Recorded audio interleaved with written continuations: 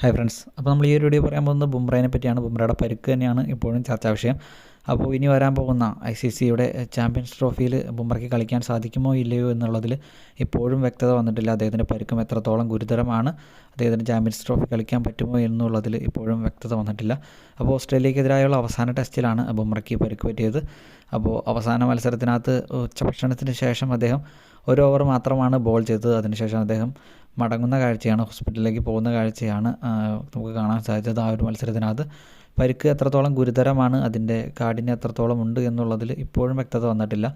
ഇപ്പോൾ വരുന്ന അപ്ഡേറ്റ് പ്രകാരം അറിയാൻ സാധിക്കുന്നത് ചാമ്പ്യൻസ് ട്രോഫിയിൽ ICCയുടെ ചാമ്പ്യൻസ് ട്രോഫിയിൽ ബുംറ കളിക്കാൻ സാധ്യതയില്ല എന്നുള്ള അപ്ഡേറ്റ്സാണ് നമുക്കറിയാൻ സാധിക്കുന്നത്. അദ്ദേഹത്തിൻ്റെ ഒരു അഭാവം ഇന്ത്യൻ ടീമിന് വലയ്ക്കും എന്ന് തന്നെ നമുക്ക് പ്രതീക്ഷിക്കാം. ഭേദമായി അദ്ദേഹത്തിന് കളിക്കാൻ സാധിക്കട്ടെ, അത് തന്നെയാണ് ടീമിനും ഗുണം ചെയ്യുക എന്നുള്ളതിൽ നമുക്കെല്ലാവർക്കും അറിയാവുന്ന കാര്യമാണ്. അപ്പോൾ ഇതുപോലത്തെ കൂടുതൽ വീഡിയോസിനായിട്ട് നമ്മുടെ ചാനൽ സബ്സ്ക്രൈബ് ചെയ്യാൻ പഠിച്ചെടുക്കണം. ബൈ.